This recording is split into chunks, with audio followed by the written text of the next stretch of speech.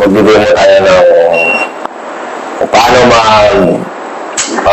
magbigay ng ma-apply natin yung TC3 or yung tactical combat casualty care sa pasyente sa actual scenario of combat. So ngayon, ipapakita ko sa inyo kung paano mag-approach ng pasyente at paano siya gagamutin.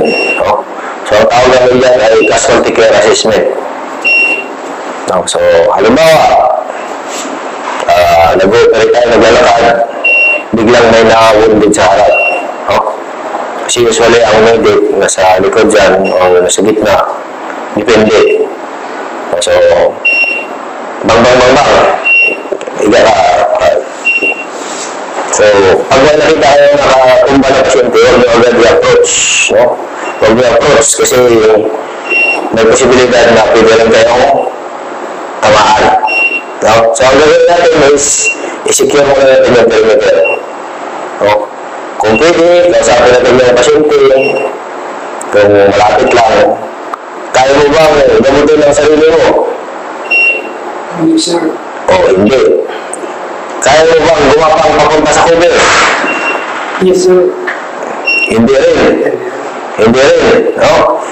Tapos, pag wala naman yung scenario, dapat matanggalan natin siya doon sa X. Tinatawag naman yan X. Kasi doon siya natamaan. So, X yun.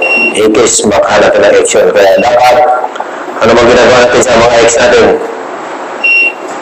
Ano ba ginagawa natin sa mga X natin? Hindi na binabalikan yan. No? Tanggalin natin siya sa X.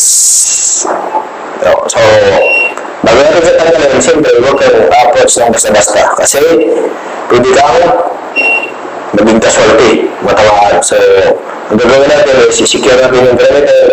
So, sa tactical combat casualty care, ang priority natin dyan is hindi yung pasyente. Ang priority natin dyan ay security ng lahat ng tropa. No? So, halimbawa, ako dito sa likod. So, lampasan ko muna siya. No? Lampasan ko muna siya. Nag-establish ako ng security dito sa harapan. Tapos kung may kasama ko, sabihan ko kasama ko ng maintain mo security dyan at kukunin ko yung pasyente, dadalhin ko siya sa cover. So, dadalhin mo siya sa cover. Halimbawa, dito naman sa cover. May security na. May wala ng security na. Doon ako may mag-assess kung ano yung unahin ko sa kanya.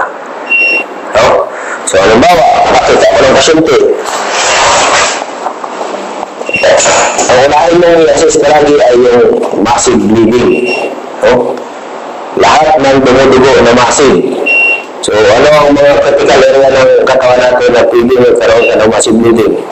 So, una sa leg,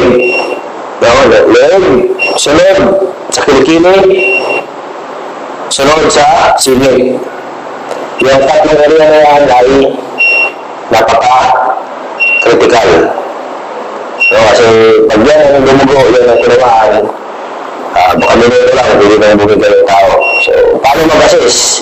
So, sa mga nakaraang training, maraming mag-assess ng head-to-toe, blood sweep na, pero sa atin, ang unahin natin yung leeg, kilikili, at saka sili. So, paano mag-assess? Unahin yung leeg, no?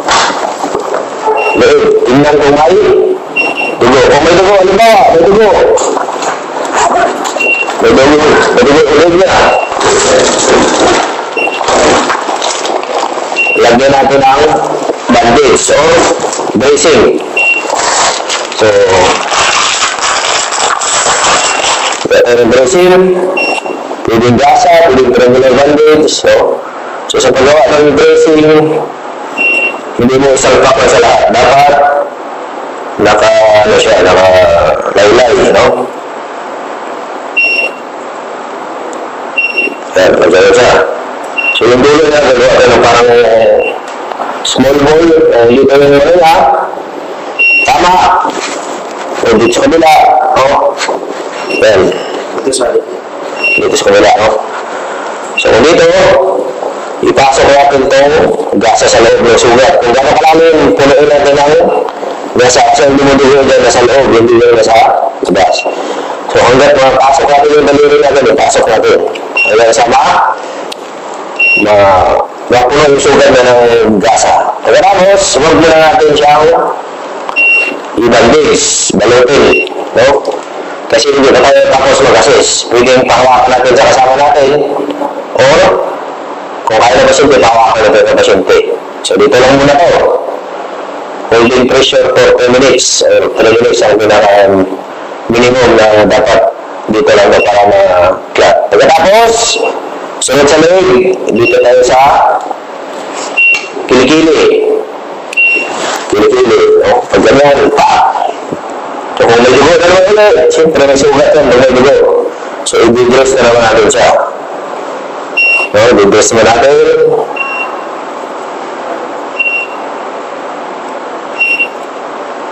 I-dress natin siya dito. Yan, kilikili, no? Kilikili. Kita. Ha?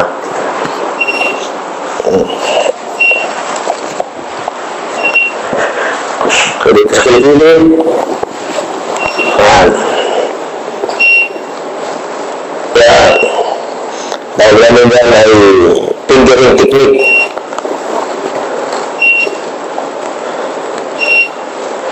Ganun pa rin. Pahawakan na kasama o sa pasyente ng 3 minutes. Kasi hindi pa tayo tapos mag-assist sa pasyente. Sunod yan, dito na sa singit, no? Singit.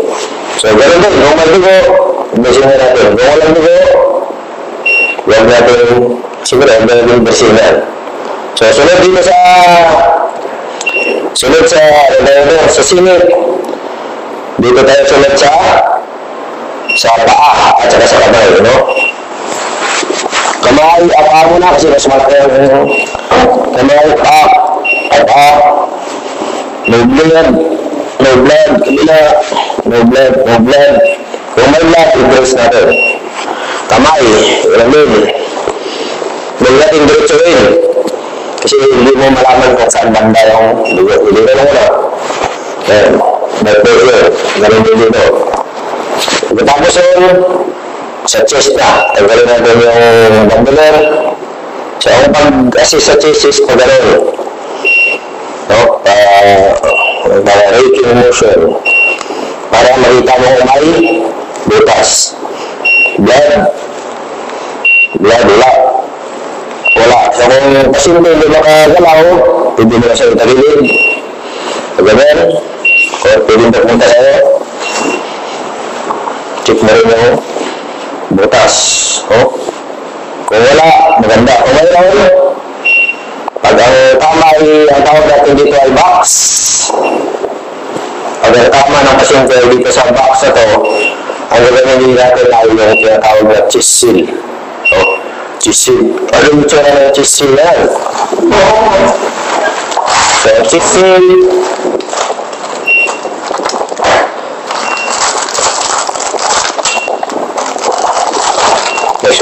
sa bleeding, no? Once na-address natin yung bleeding, next na i-address natin is, ang second mnemonics natin dyan ay A, airway. So, sa airway, pag ang pasyente ay nagsasalita, ibig sabihin nun, okay yung ano niya, yung airway niya. Pero pag unconscious, nilalagyan natin siya ng NPA or nasopharyngeal airway. Ito yun, no? So, sa paggamit ng nasopharyngeal airway, una-una, sukatin mo natin mula ilong hanggang tainga. No? Pag nasukat na, saka na natin siya islagay. So, sa paglagay nito, lagyan natin siya ng pampadulas. No, pampadulas. Kung wala tayong dalang pampadulas, pwede natin siyang lawayan. Pero laway ng pasyente, hindi yung laway natin. No? So, pagpasok, usually, ito naka-design kasi mayroon siyang anong tawag yan, bevel. Naka-design ko sa kanan na ilong. No, hindi siya sa kaliwa. Kasi pag sa kaliwa natin siya ilagay, useless yung bevel na. Hindi pa rin siya makahinga. So, dito siya sa kanan. So, sa pag-insert, lagyan ng lubricant, ihawakan yung ilong, ipasok lang. No, ipasok hanggang lumabas ito. Yan, kaganyan na siya. Pagkatapos, i-secure ang tape at Yun na, tapos na tayo sa airway. Next na susunod na i-check natin ay sa C. B pala, R. Respiration, no? So, ang respiration involved din yung chest. So, sa chest, yung sabi ko kanina, pag raking motion, pag may nakita tayong butas, lagyan natin ng chest seal. So, ito yun, no? So, kasama natin si Staff Sergeant Malanog, Technical Sergeant Malanog pala, para tulungan tayo mag-assist ng chest, no? So, sa pag-assist ng chest, tubaran ng pasyente. Kung kaya mo po, paupuin. Kung hindi kaya, nakaganyan lang, no? So, halimbawa, may sugat siya dito sa chest. Tap. So, gagamitan natin siya ng introducing Hilo chest seal, no? Maraming brand ka ng chest seal, pero ang available kasi natin ngayon ay Hilo. Kaya itong gagamitin natin. Yun ba yung Lloyd? Hindi yan, no? So, dalawa na to siya. Dalawa. Ang purpose niyan is, kung may exit wound, pwede natin siyang idikit. Yan. So, ideally, pag maglalagay tayo ng chest seal, dalawang klase siya, sa conscious at saka sa unconscious. Pagka conscious yung patient, normally, kinakommand natin siya na mag-inhale and then exhale. No? Kunwari, conscious ang pasyente, inhale, and then exhale. The moment na mag-exhale, yun yung time na ilalagay natin yung chest seal dun sa ibabaw ng sugat.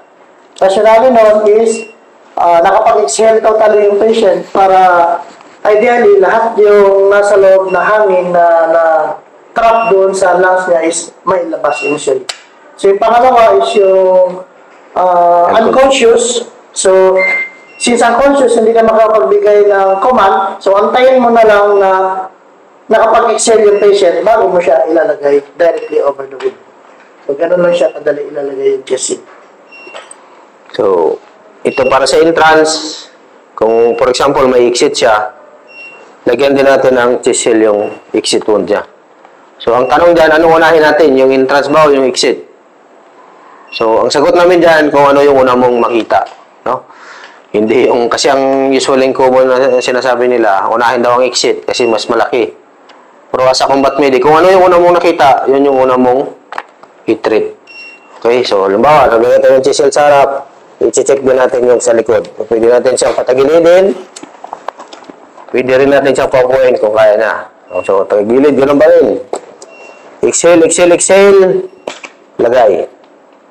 Okay, balik tayo dito sa harapan. Yan, paano natin malalaman na nag-i-improve yung chest seal natin? So, yung pasyente, dapat yung hininga niya ay bumalik sa normal. So, ang normal na hininga natin ay 20 breaths per minute. So, ang ginagamitan natin ng chest seal is pag bumaba siya ng bumaba siya ng 8 breaths per minute at pag lumampas ng 30 breaths per minute. So, doon tayo. Mayroon na siyang tinatawag na respiratory distress. So, for example, halimbawa, ilagyan natin ng chest seal kabilaan. Ganun pa rin ang nangyayari sa kanya. Nahirapan siyang huminga, bumaba yung paghinga niya. So, dito tayo gagamit ngayon ng needle chest decompression. Needle chest decompression, tutusukin natin itong itsura niya. Isa siyang bakal o karayom na mayroon siyang plastic. So, ang gagawin natin, so, available naman to sa mga YouTube kung paano mag-insert. So, ang gagawin natin, hanapin natin yung second intercostal space. Yan. So, clavicle, space, ribs, isang space pa. Tapos, gumawa tayo ng mid-clavicular line. Diyan natin siya i-insert. Pag-insert, tanggalin yung needle, maiwan yung plastic. So, dyan ngayon, ang tawag dyan ay needle chest decompression para makompress yung hangin sa loob at lumabas. Para, yung hangin kasi sa loob, yan yung nagpapaipit sa baga niya para hindi siya makahinga ng mabuti. Okay.